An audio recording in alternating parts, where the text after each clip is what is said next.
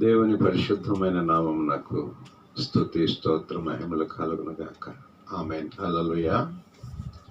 ప్రభునందు ప్రియమైన దేవుని ప్రజలారా, క్రీస్తునందు ప్రియమైన సంఘస్థులారా, ఈ యూట్యూబ్ ద్వారా వీక్షిస్తున్నటువంటి దేవుని అత్యంత ప్రియులైనటువంటి వారులారా, మీ అందరికీ ప్రభువైన యేసుక్రీస్తు నామములో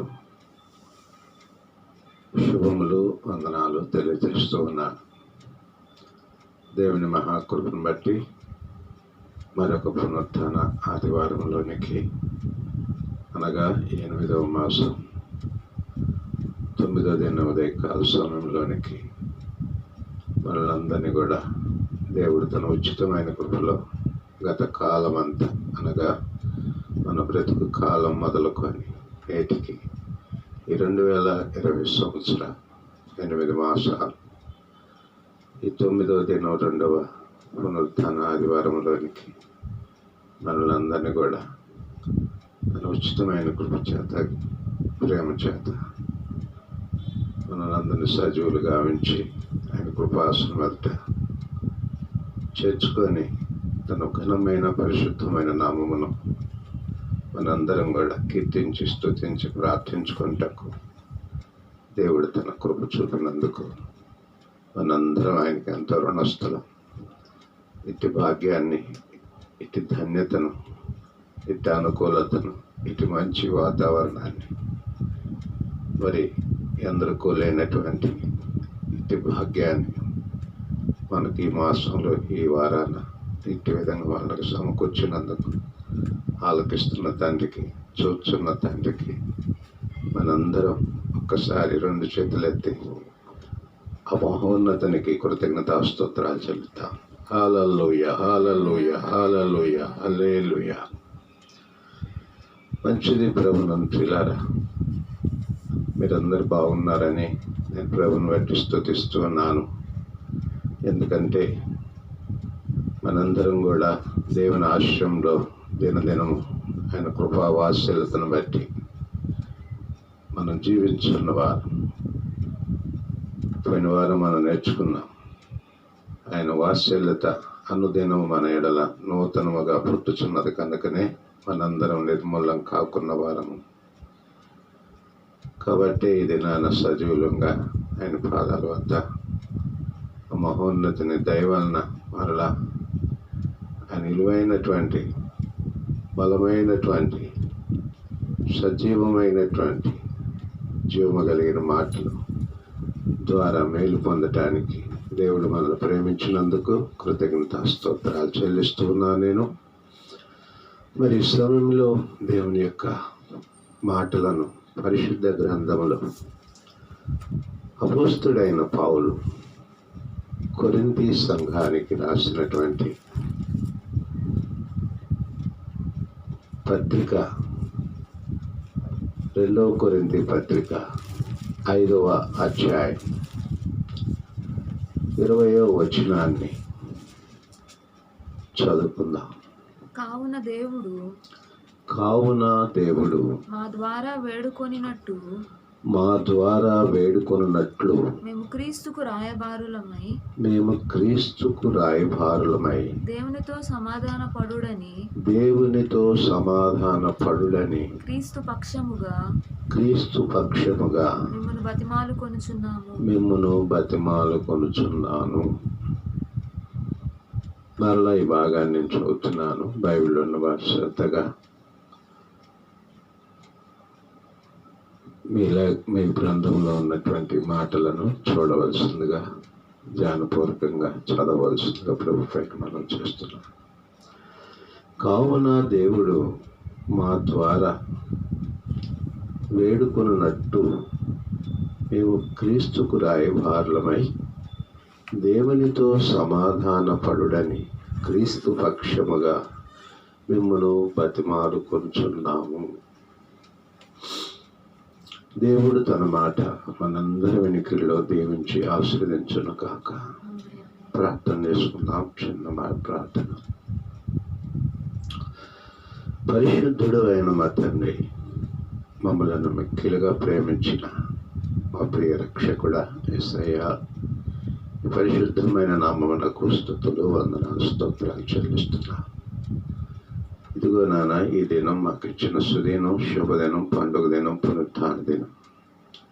ఈ ఉదయకాల సమయంలో నీ పరిశుద్ధ లేఖనంలో నీ అమూల్యమైన నిత్య జీవము కలిగిన మాటలను మేము ధ్యానించుకోవచ్చుండగా, మాటలు నీవి, వినువారం నీ పిల్లలం.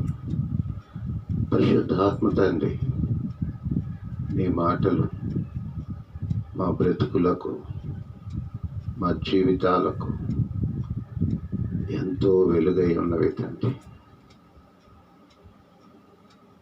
పవిత్రుడు, పరిశుద్ధుడు అయినటువంటి నీ నిత్య జీవము కలిగిన మాటలు వినట వలన మాకు వెలుగు కలుగును అని లేఖనం సెలవిస్తుంది.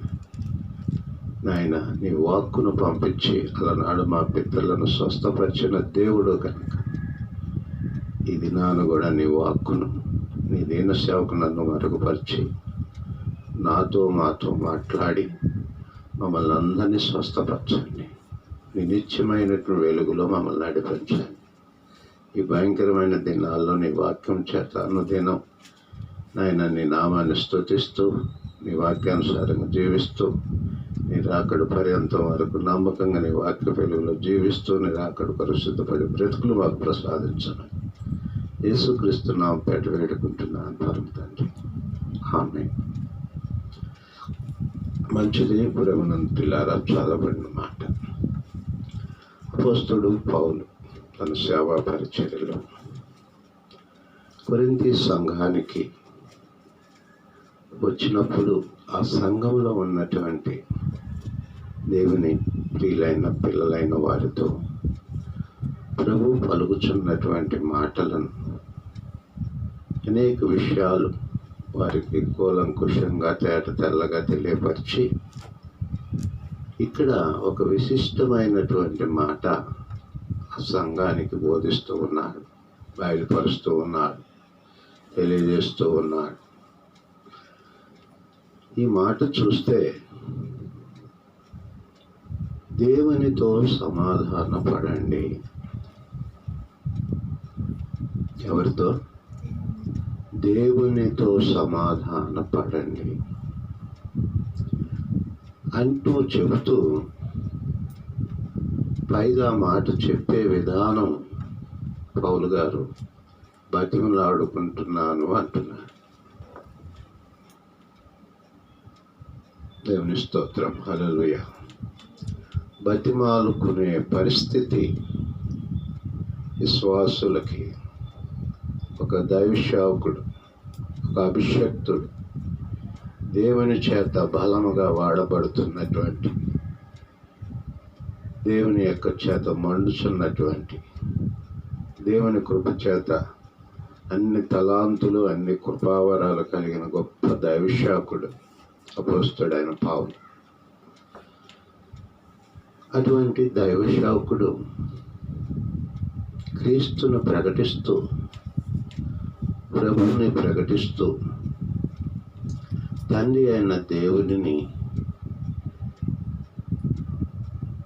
ఆలకిస్తున్న వారలారా, సమీపస్తులైన వారలారా, దేవుని ప్రియులైన అత్యంత ఇష్టలైన వారలారా,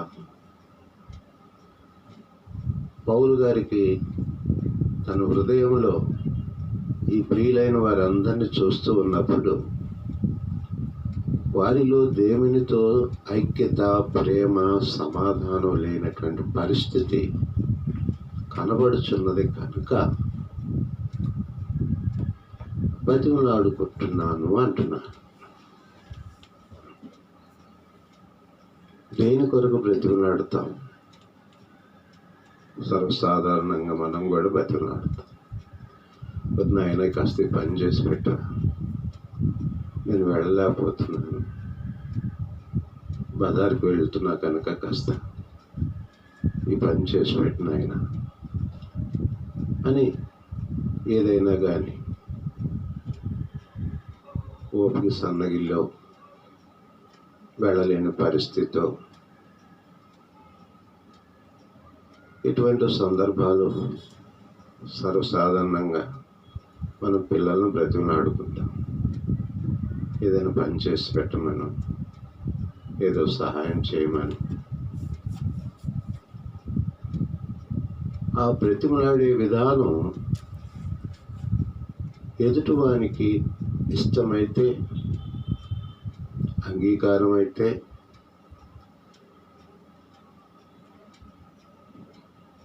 ఎంత కఠినుడైనా, ఎంత కోపిష్టైనా, మనకి వానికి మనస్పర్ధలు ఉన్నా బతిమలాడే విధానం ఎదుటి వ్యక్తికి కాస్త సమ్మతి కలిగిన మనసు కలిగి, సరేలే చూద్దాం, చేసి పెడతాను అనే ఒక దృక్పథం ఆ ఎదుటి వ్యక్తిలో కనపడుతుంది. కఠినులకైతే, మూర్ఖులకైతే, తలబిరుసు వారికైతే, లెక్కలేని ధనం కలిగినటువంటి అహంకారులకైతే మనం బతిమలాడినా మన మాటకు లోబడు. కానీ ప్రేమ చనిపోదు అట్టి వారిని బట్టి. ఇది సర్వసాధారణంగా కుటుంబకుల్లో ఉన్నారు, సఖీల్లో ఉంటారు, బంధువుల్లో ఉంటారు, స్నేహితుల్లో ఉంటారు, అధికారుల్లో ఉంటారు, నాయకుల్లో ఉంటారు, పాలకుల్లో ఉంటారు. మన యొక్క రిప్రజెంటేషన్ వారు తీసుకోవటానికి ఎంతో జాప్యం చేసి బాధ పెట్టేవాళ్ళు కూడా ఉంటారు.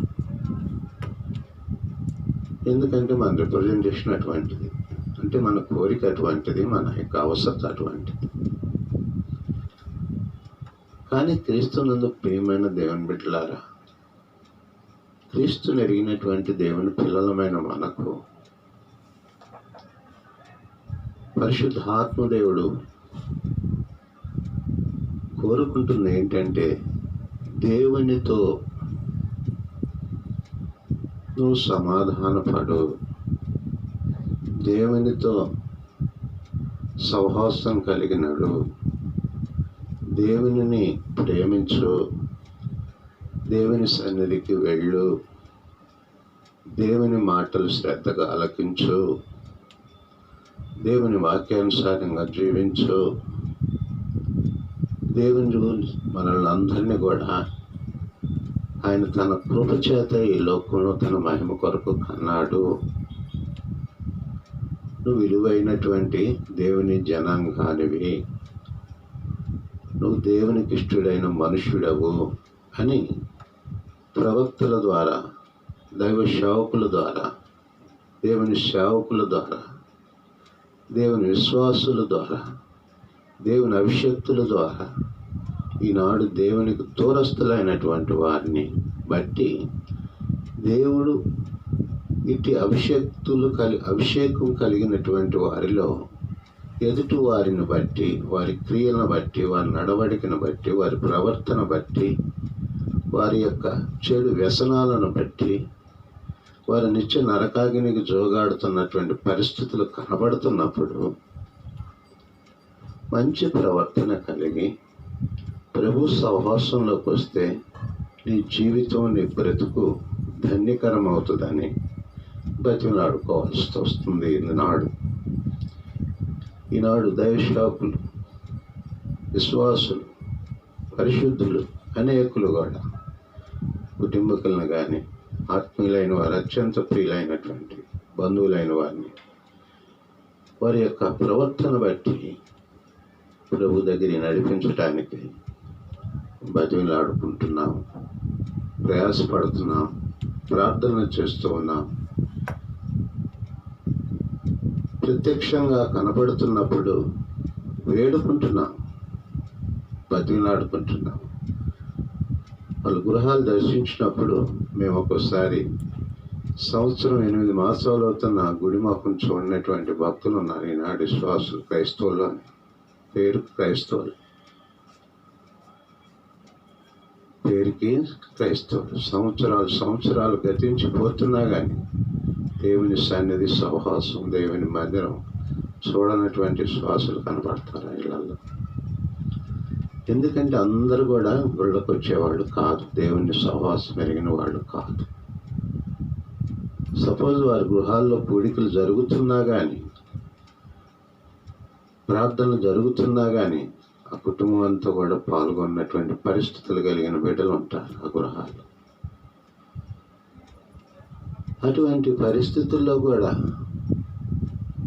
కనపడితే ఆ టైంలో దైవసేవకుడు ప్రార్థన చేసి వెళ్ళిపోతున్నప్పుడు, అయ్యా ఈ వారమైనా గుడికి రండి, ప్రార్థనకు రండి, ప్రభు సన్నిధికి వస్తే ప్రభు మిమ్మల్ని ప్రేమిస్తాడు, ఆయన చూచున్న దేవుడు, ఆయన వద్దకు వచ్చేవాడిని ఆయన ఎంతో ప్రేమించేవాడు.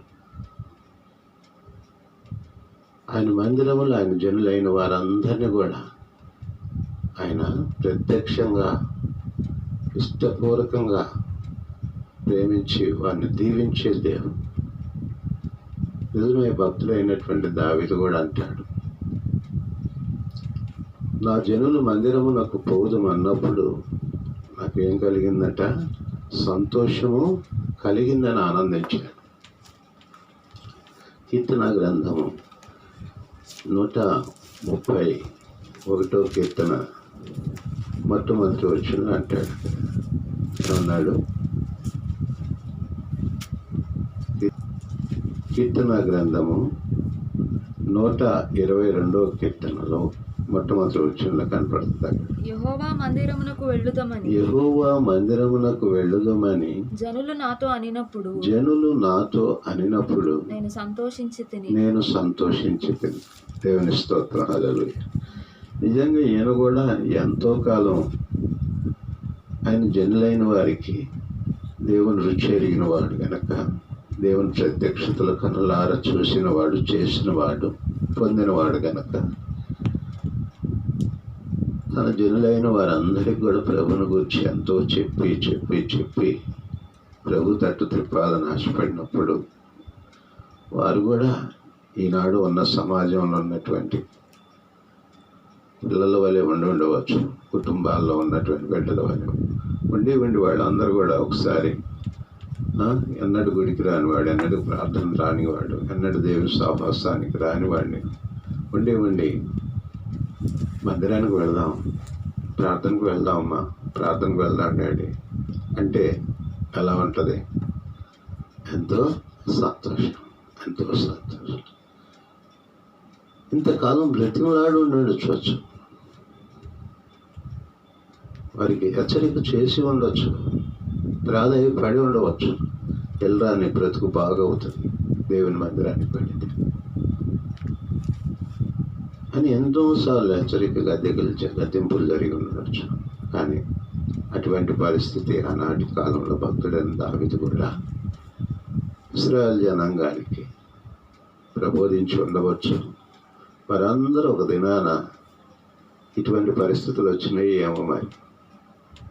ఎటువంటి పరిస్థితులు ఈనాడు మనం తటస్థించి కనులార చూస్తూ దినదినం వణికిపోతూ భయపడుతున్నటువంటి దినాలు. ప్రభుత్వం వారు కూడా చేతులు ఎత్తేసి వదిలేసే మీ ఇష్టం వచ్చినట్లుగా మీరు ప్రవర్తించండి, మా ప్రయత్నం మేము చేస్తాం, ఏదైనా మీకు ఏదైనా ఇబ్బంది వస్తే అంతకు మించి మిమ్మల్ని ఎన్నడూ అక్కడ చేయలేము, మా వల్ల కాదని వదిలేశారు, లాక్డౌన్లు ఎత్తేసారు. మరణ సంఖ్య పెరిగిపోయింది, విస్తృతంగా కరోనా ప్రబలిల్లుతున్న పరిస్థితుల్లో మనం బ్రతుకుతున్నాం. ఇలా కొంచెం బలహీనత రాగానే భయపడిపోయే దినాలు వచ్చేసి జ్వరాలు, జలుబులు, తలనొప్పులు, ఒళ్ళు నొప్పులు, ఇటువంటి పరిస్థితులకి ఈనాడు ప్రతి ఒక్కరు కూడా వణికిపోతున్నారు, భయపడిపోతున్నారు, చెప్పుకోవటానికి భయపడుతున్నారు. వాళ్ళ బాధ చెప్పుకుంటే క్వారంటైన్లో తీసుకెళ్ళిపోతారేమో, ఐసోలేషన్లో ఉంచుతారేమో, నా పరిస్థితి ఇక్కడి నుంచి అటేనేమో అని ఒక మరణకరమైనటువంటి వ్యధ, బాధ, భయం, గృహాల్లో నుంచి బయటికి రాలేనటువంటి పరిస్థితుల్లో వచ్చిన ఎంతో జాగ్రత్తతో జేబుల్లో ఏం పెట్టుకుని తిరుగుతున్నారు? ఏం పెట్టుకు తిరుగుతున్నారు? శానిటేషన్ బాటిల్స్ పెట్టుకొని తిరుగుతున్నారు. ప్రతి నిమిషం చేతులు కడిగేసుకుంటున్నారు, తుడిచేసుకుంటున్నారు. ఈ శానిటేషన్ కూడా ప్రమాదకరమైన పరిస్థితుల్లోకి దుష్టుడు తీసుకెళ్తున్నాడు. ఇంకా మద్యపానం కలిగిన ఆశ కలిగినటువంటి బానిసలైనటువంటి వారు అది కూడా తాగి చనిపోతున్నారని న్యూస్ చూస్తూ ఉన్నాం. ఎంత విచారకరం! సైతాను బలంగా పనిచేస్తున్నాడు. ఒక పక్క దేవుని ఉగ్రత, ఒక పక్కన సైతాను యొక్క ప్రలోభాలు. వీటన్నిటిని బట్టి మరణం భయంకరమైన మరణానికి తీసుకుని వెళుతున్నాడు. ఇటువంటి పరిస్థితుల్లో మనం జీవిస్తూ ఉన్నాం. కాబట్టి నా ప్రియమైన దేవుని బిడ్డలారా, ఇప్పటికైనా తెలుసుకొని దేవునిని బతిమలాడుకునే పరిస్థితిలోనికి మనల్ని నడిపించాడని గ్రహించమంటున్నాడు అపొస్తలుడైన పౌలు. దేవుని బిడ్డలకైనా, విశ్వాసులకైనా, పరిశుద్ధులకైనా, అభిషేక్తులకైనా, దేవునికి బహు దూరస్తులైన, దేవుని చేత నిర్మించబడిన సర్వ శరీరమైన మనందరినీ దేవుడు కలుగు చేశాడు కనుక ఆ కృప కలిగిన తండ్రిని ఆశ్రయం చేసుకున్నవాడు ధన్యుడు అని రాయబడింది.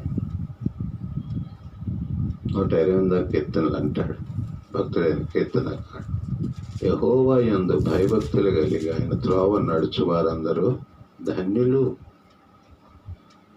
ఆయన త్రోవలయందు నడుచువారు అందరూ కూడా ధన్యులు. ఆయన మార్గంలోకి వస్తే ధన్యులు. అక్కడంటాడు 32వ కీర్తన 7వ వచనంలో అంటాడు, అక్కడేమన్నాడు? యెహోవాను ఆశ్రయించిన నరుడు ధన్యుడు, యెహోవా ఉత్తముడని రుచి చూసి తెలుసుకొనుడి. ఆయన గొప్పవాడు, విమోచకుడు, రక్షకుడు. ఆయన ఆశ్రయం చేసుకున్నవారు రుచి చూసి తెలుసుకొనుడి. ధన్యుడు ధన్యుడు. కనుక ఇక్కడ పౌలు గారు అంటున్నాడు, ఏమన్నాడు? దేవునితో సమాధానపడండి. ఇప్పటి వరకు సమాధానం లేదు మీకు ఆయనకి. విరోధం అన్నదా, వైరం అన్నదా? దేవుని మాటకు లోబడక ఇష్టానుసారంగా ప్రవర్తించి ఎన్నో పాపక్రియల్లో పాల్పొంపులు పొంది పతనానికి చేరుకొని నాశనకరమైన మార్గంలో నశించిపోతున్నావా? దేవుని దగ్గరికి రా. ఆయనతో సమాధాన పడితే నీ బ్రతికి ఎలా ఉంటుందో నేను 2 విషయాలు చెప్పి నేను ముగించాలని ఆశపడుతున్నా. పౌలు గారు బ్రతిమలాడుతున్నాడు. ఆనాడు కొరింథీ సంఘంలో ఉన్నటువంటి బిడ్డలతో బ్రతిమలాడాడు. ఈనాడు ఆయన ప్రజలమైన మనతో పరిశుద్ధ ఆత్మదేవుడు ఈ దినాన వీక్షిస్తున్న యూట్యూబ్ ద్వారా అల్పుడిని నన్ను మరుగుపరిచి మనతో మాట్లాడుతున్నాడు. దేవుని స్తోత్రం, హల్లెలూయా. ఏ విధంగా బ్రతిమలాడాలి అని అంటే జ్ఞాని అయిన సొలొమోను అంటాడు పరిశుద్ధ గ్రంథంలో 18వ అధ్యాయంలో 23వ వచనం మాట చూద్దాం. దరిద్రుడు బ్రతిమలాడి మనవి చేసుకొనును, ధనవంతుడైతే దురుసుగా ప్రవర్తించు, ప్రత్యుత్తరం ఇచ్చు. దరిద్రుడు ఎలాగ బ్రతిమలాడతాడట? బతిమాలుకుంటాడు. దేవునితో, సర్వశక్తిమంతునితో, సమస్తము సాధ్యపరిచే వానితో, సమస్తము కలుగు చేసిన దేవునితో, సమస్తము నాకు సాధ్యమే అని సెలవిచ్చిన దేవునితో, సర్వాన్ని కలుగు చేసిన లోకరక్షకుడితో, గొప్పవానితో భూమి ఆకాశములు సర్వ ప్రపంచములు నిర్మించిన నిర్మాణికునితో, యుగయుగాలు సజీవుడిగా జీవిస్తున్నటువంటి సర్వశక్తిమంతుడైన దేవునితో, యుగాలు మారిన, తరాలు మారిన, జగాలు మారిన, మారని దేవునితో, శాశ్వత కాలం నుండి శాశ్వత కాలం వరకు నిన్ను ప్రేమించే దేవునితో ఏ విధంగా బ్రతిమాలాడాలి? ఒక దరిద్రుడు అనగా ఒక భిక్షగాడే తీసుకోండి, మనకు రోజు కనిపిస్తూ ఉంటారు ఆయా స్థలాల్లో, ఆ ప్రాంతాల్లో. మనం బయటకు వెళ్ళినప్పుడు వారు మన దగ్గరికి వచ్చినప్పుడు వారు మనతో ఎలా మనవి చేసుకుంటారు? బాబు, బాబు, బాబు, అయ్యా, అయ్యా, అయ్యా, దండం పెడతానయ్యా, నాకు సహాయం చేయ్యా, ఆకలేస్తుందయ్యా, హాస్పిటల్లో ఉన్నారయ్యా నా పిల్లలు, ఆర్థికంగా నేను చాలా కోల్పోనయ్యా. ఎంతో ఇబ్బందులు, ఇరుకులు, సమస్యలతో, వ్యాధి బాధలతో, లేమితో, మరణకరమైన తెగులతో, కుదరని వ్యాధులతో, ఎటువంటి పరిస్థితులు మనకు తటస్థిస్తూ ఉంటే సమస్తము బాగు చేయగలిగిన దేవుడు, సమస్తం విడిపింపగలిగిన దేవుడు, నీ జీవితాన్ని నూతనపరిచే దేవుడు, నీ జాడ్యాన్ని, శాపాన్ని, దరిద్రాన్ని తోలవేసే దేవుడు, దీర్ఘాయును సుఖజీవన గడు సంవత్సరం ప్రసాదించే దేవుడు, నా యేసయ్యను బతిమలాడుకోండి, బతిమలాడుకోండి అనగా దేవుని దగ్గరికి రండి, అప్పుడు దేవుడు మీ వద్దకు వస్తాడు అని పరిశుద్ధ గ్రంథంలో రాయబడి. బతిమలాడుకోండి. యోబు భక్తుడు అనుభవంలో ఒక మాట చెప్తాడు. యోబు గ్రంథము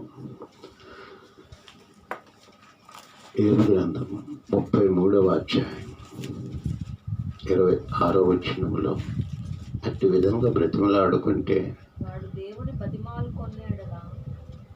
వాడు దేవుని బ్రతిమలాడుకొనగా ఆయన వారిని కటాక్షించును.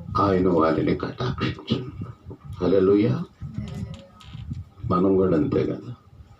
కొంతస్తమానం మన బండి వెనకాల మన చుట్టూ తిరుగుతూ ఉంటే కనీసం ఎంతో కొంత జేబులో తీసి వేయాలనిపిస్తుంది.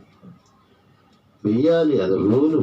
నా దేవుని వాక్య ప్రకారంగా చూస్తే నీ వద్దకు దేవుడే పంపించాడేమో అనుకోవాలి. అసలు అందరి దగ్గరికి వెళ్ళకుండా నీ దగ్గరికి ఎందుకు వస్తున్నాడు?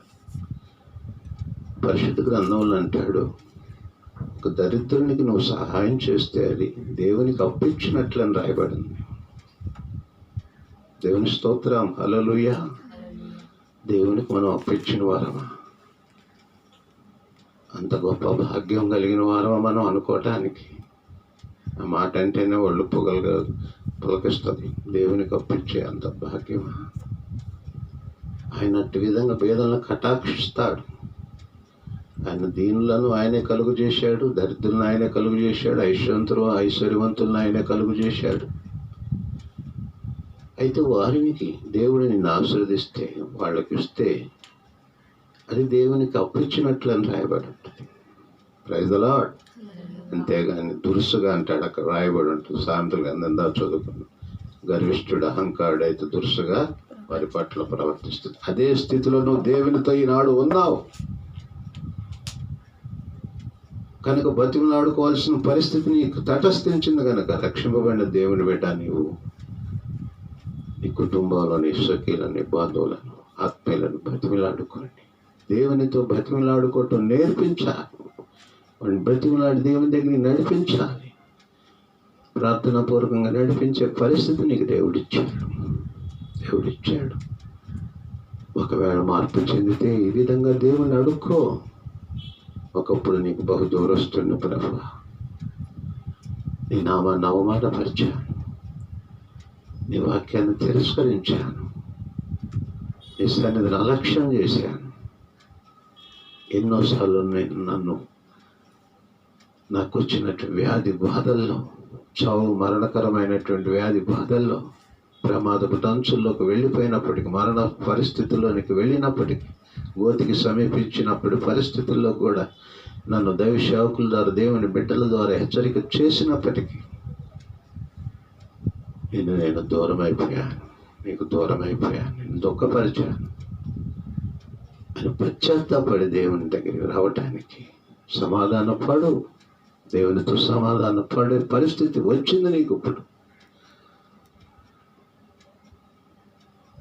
ఆ విధంగా అక్కడ ఏబు గారి అనుభవం ఏమన్నాడు అక్కడ, మళ్ళీ చదివిన మాట 33:26. వాడు దేవుని బతిమాలు కొన్ని ఎడల వానిని ఆయన కరుణించును. అక్కడ ఆగండి. దేవుడు ఆయన వద్దకు వచ్చి వారి ఎడల ఎలాగా అంటాడంట, దేవుడు ఎలాగుంటాడంట, కటాక్షిస్తాడు, కరుణిస్తాడు, కృప చూపుతాడు, దయ చూపుతాడు. అంతేగాని ఇంతకాలం ఇంత వయసు వచ్చి నన్ను ఎంతగానో దుఃఖపెట్టి అనేక మార్లు నీవు నన్ను ఎంతగానో బాధించినప్పటికీ నువ్వు నా దగ్గరికి రావద్దు, దూరంగా వెళ్ళ, అసహించుకునే దేవుడు కాదు నా దేవుడు. మానవులమైతే మనం అటువంటి కోపాన్ని చూపిస్తామేమో, కానీ నా దేవుడు ఇటువంటి పరిస్థితులు కలుగు చేసినప్పుడు దేవుడు నువ్వు ఆయన దగ్గరికి వచ్చి బతిమలాడుకుంటే ఆయన నిన్నేం చేస్తాడంటే కటాక్షిస్తాడు. హల్లెలూయా. అంత మాత్రమే కాదు, ఇంకా చక్కని మాట రాయబడి ఉంటుంది దాని కింద, చదవండి. కావున ఆయన వాడి ముఖము చూసి, ఆమేన్, హల్లెలూయా. అట్టి వారిని చూసి నా దేవుడట సంతోషిస్తాడట. ఆయన కోపించే దేవుడు కాదు, ఆయన వద్దకు వచ్చే వారిని చూసి, అట్టి వాని ముఖము చూసి నువ్వు దేవుని సన్నిధిలో మోకరిల్లి ప్రార్థన చేస్తూ ఉంటే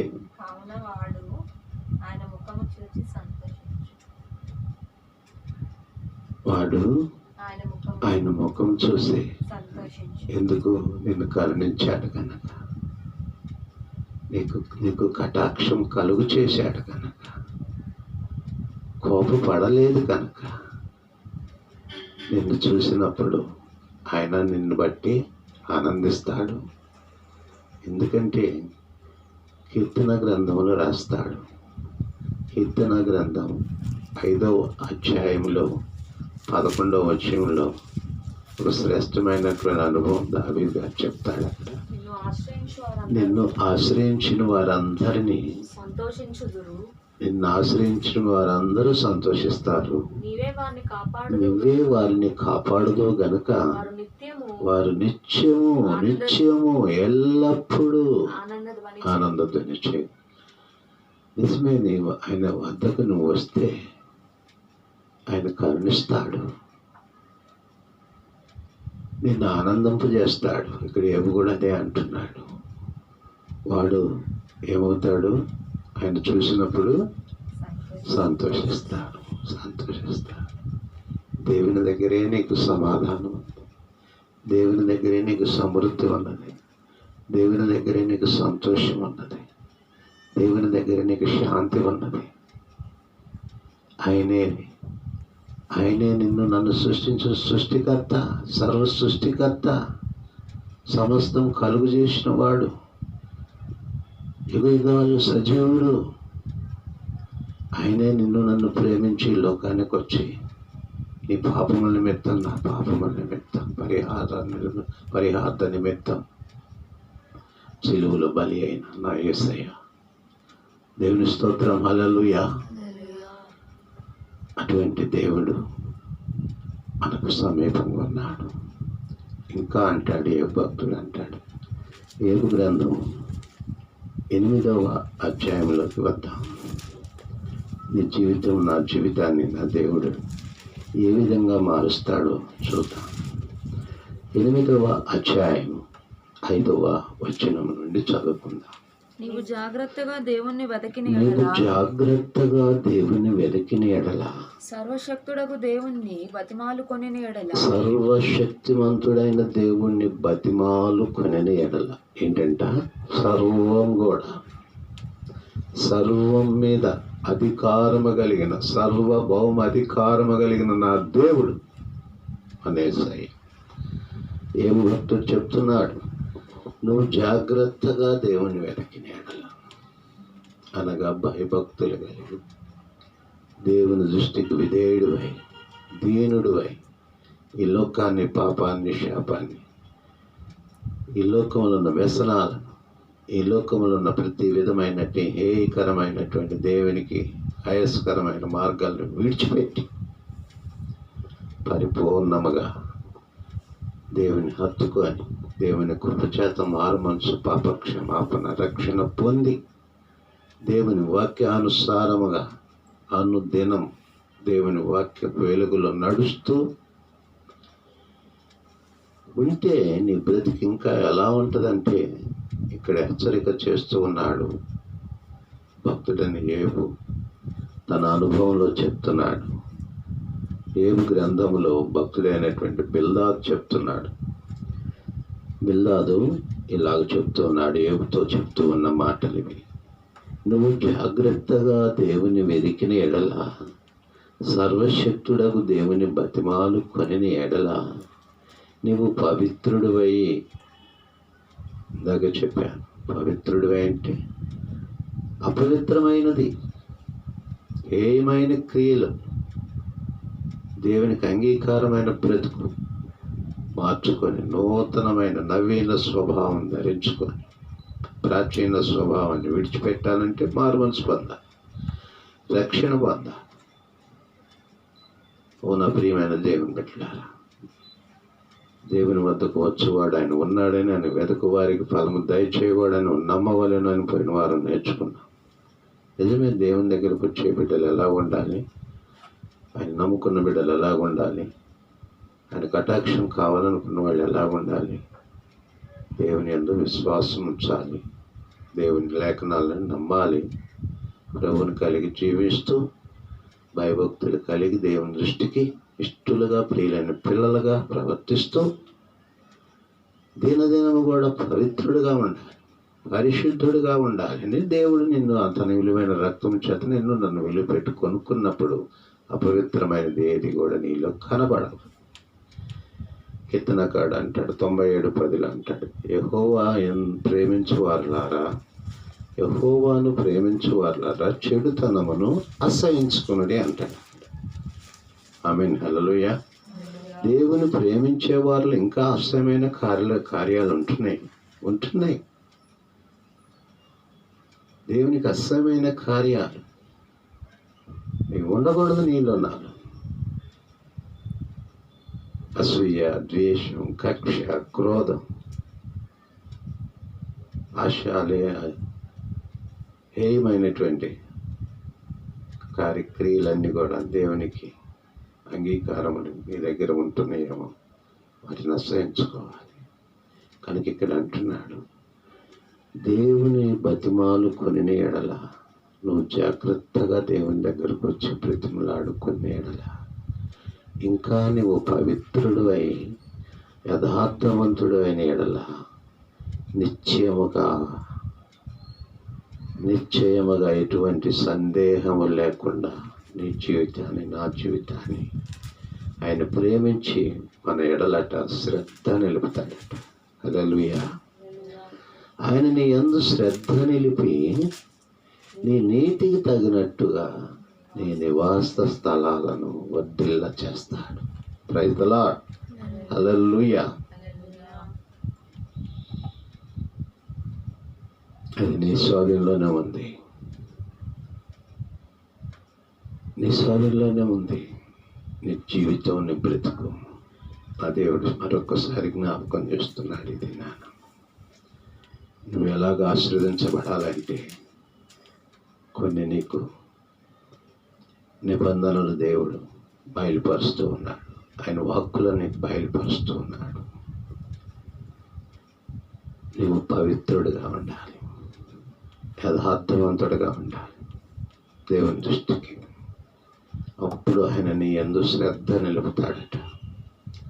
ఆయన మనసు, దృష్టిని మీద నిలుపుతాడట. హల్లెలూయా. ఒక మానవుడి మీద ఒక నరుడైనటువంటి మానవుని మీద ఎత్తైన ఉన్నతమైనటువంటి అత్యున్నతమైన స్థానంలో ఉన్న మహాపరిశుద్ధుడైనటువంటి మన కన్న తండ్రి నీ మీద నా మీద దృష్టి నిలుపుతాడట. ఎంత ధన్యత, ఎంత భాగ్యం.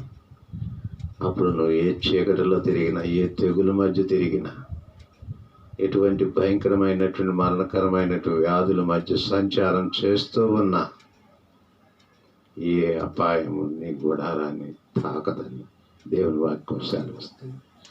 ఆమేన్, హల్లెలూయా. ఏ అపాయం నీ వద్దకు రాదు, ఏ తెగులు నీ గుడారాన్ని సమీపించదు. 91వ కీర్తనంతా కూడా దేవుని నమ్ముకున్న బిడ్డలకు ఇచ్చిన పవిత్రమైన వాగ్దానాలు అందులో రాయబడి ఉంటాయి. చూద్దామా మాటలు కొన్ని చూద్దాం. పరిశుద్ధ గ్రంథం ఈ భాగం అలాగే ఉంచు. కీర్తన గ్రంథం 91వ కీర్తనలో మహోన్నతుని చాటున నివసించువాడే, సర్వశక్తిని నీడన విశ్రమించువాడు, ఆయనే నాకు ఆశ్రయము, నా కోట అని నమ్ముకున్న దేవుడు. నేను ప్రభువుని గురించి చెబుతున్నాను అని కీర్తనకారుడు ఇక్కడ ప్రబోధిస్తూ, వేట కాని ఊరిలో నుండి నిన్ను విడిపిస్తాడు, నాశనకరమైన తెగులు రాకుండా నిన్ను రక్షిస్తాడు. హల్లెలూయా. ఇప్పుడు ఏ తెగులు ఉంది ప్రపంచంలో? ఏ తెగులు ప్రబలుతుంది? దానికి మహమ్మారి కోవిడ్ అని పేరు పెట్టారు. కరోనా, మహమ్మారి కరోనా, మాయదారి కరోనా అంటా నేను అచ్చ భాషలో అర్థం అవటానికి. మహమ్మారి కాదు, మాయదారి. నేను మాయం చేసేది, మటు మాయం చేసేది, నీ జీవితాన్ని కొలాప్స్ చేసేది, ఈ లోకంలో నిర్మూలన చేసేది, నీ విలువైన జీవితాన్ని తుడిచిపెట్టే వచ్చిన తెగులు వచ్చింది. తెగులు సంచరిస్తుంది నాశనం చేయటాన్ని, నశింప చేయటాన్ని. ప్రభునందు లక్షలు లక్షలు లక్షలు పెరిగిపోతున్నారు ఈ బారిన పడి, ఈ కరోనా బారిన పడి లక్షల సంఖ్య పెరిగిపోతాం. ఏమీ లేదు. మన రాష్ట్రంలో ఇప్పుడు ఎంతవరకు వచ్చింది? నిన్న దినానికి 2 లక్షలు దాటింది మన రాష్ట్రంలో. దేశంలో కోట్ల సంఖ్య దాటిపోతుంది.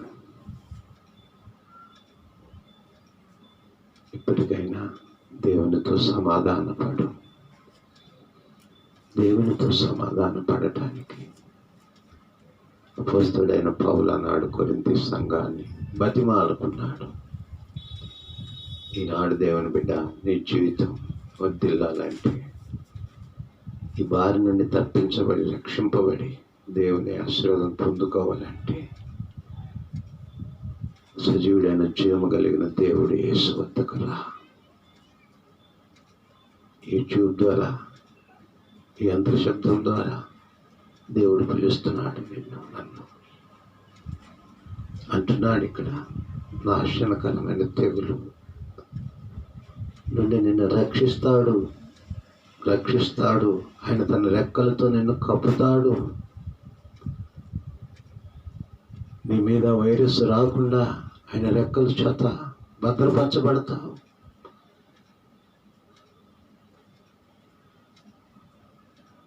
కోడి తన పిల్లలను ఏ విధంగా కాపాడుకుంటుంది?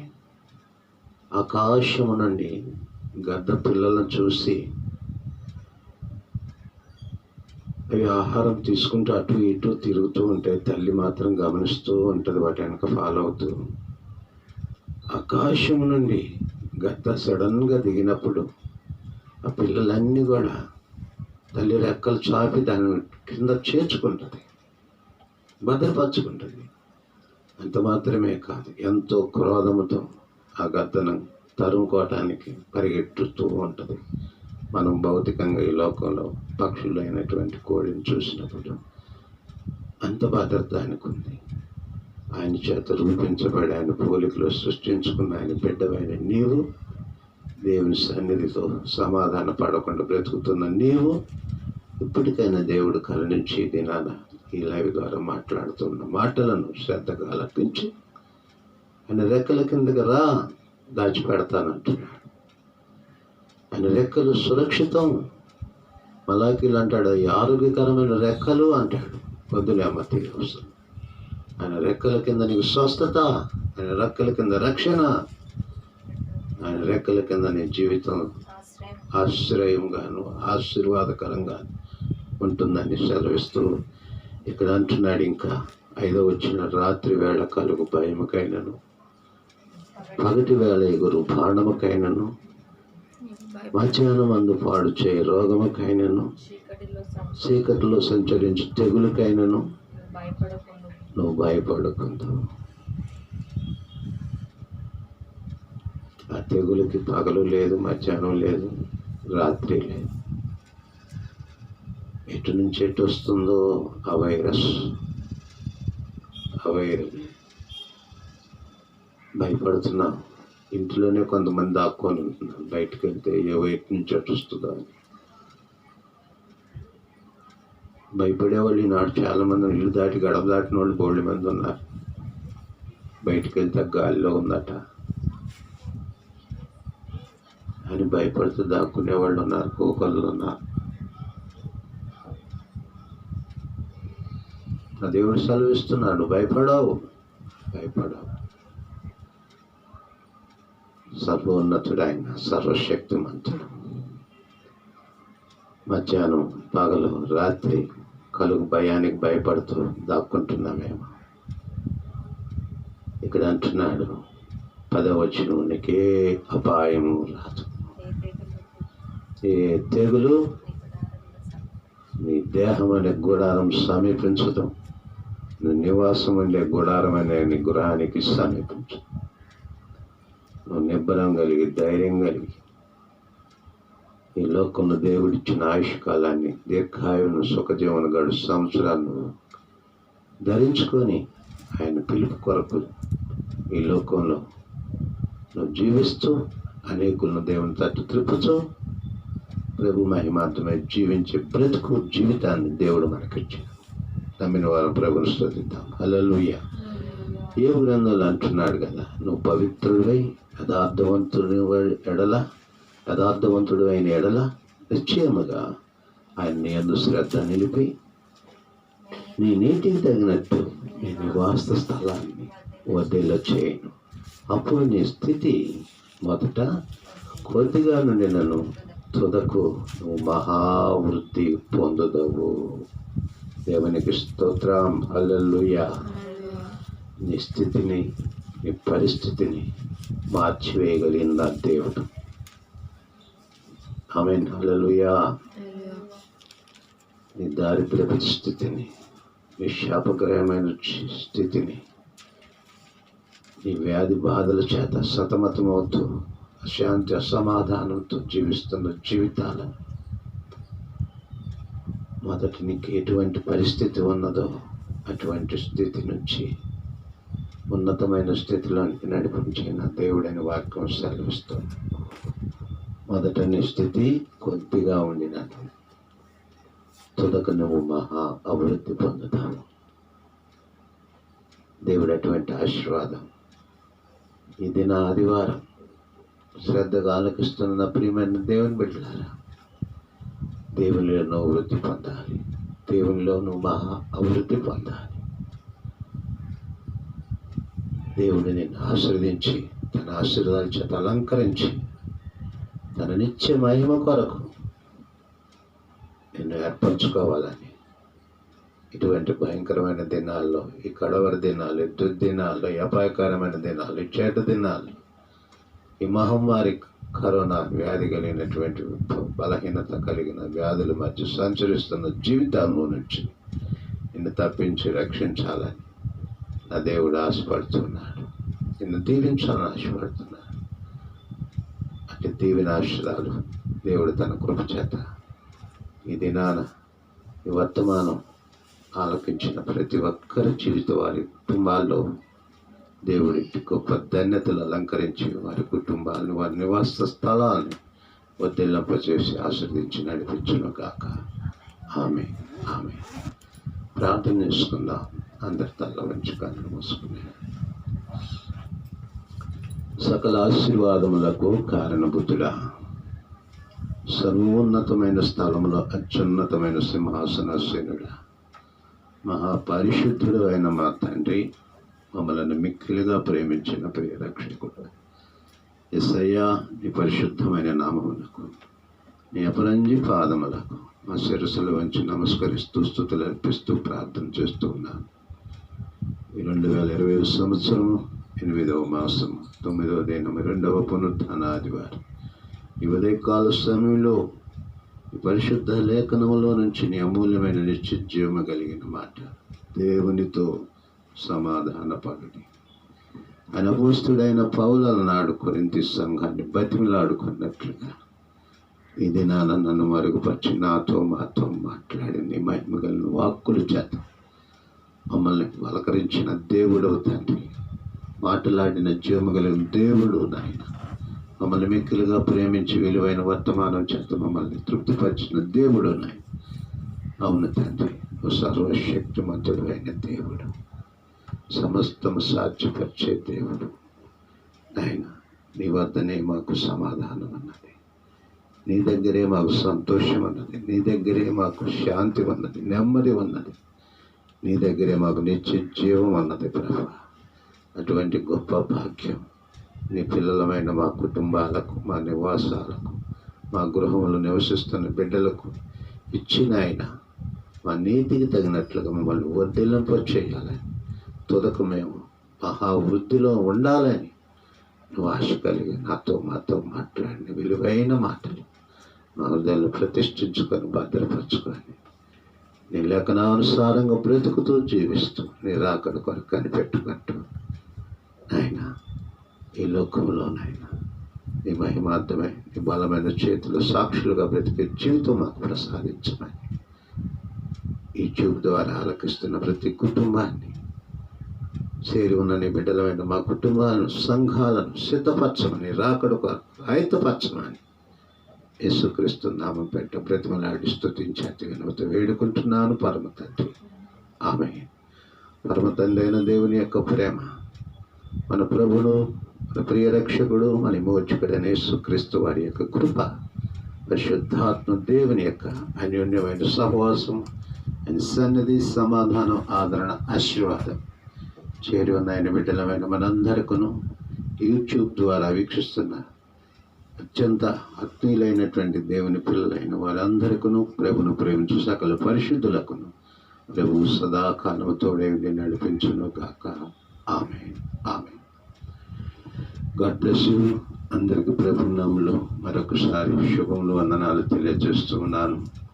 మీ అందరి కొరకు ప్రార్థన చేస్తూ ఉన్నాను. నా కొరకు కూడా ప్రార్థన చేయండి.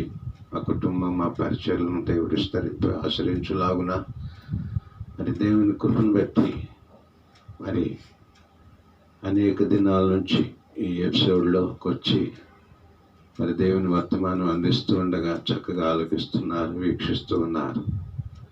మరి మీరు ఈ వర్తమానాలను మీ ఆత్మీయులకు, బంధువులకు కూడా షేర్ చేసి దేవుని వాక్యం చేత వారిని బలపరచండి. అనేకులను దేవుని యొక్క వెలుగులోనికి నడిపించండి. దేవుని చేత ప్రత్యేకమైన బహుమానాలు, దీవెనలు పొందుకోవాలని ప్రభుపేట దేవుని సేవకునిగా మిమ్మల్ని బ్రతిమలాడుతున్నా. Thank you.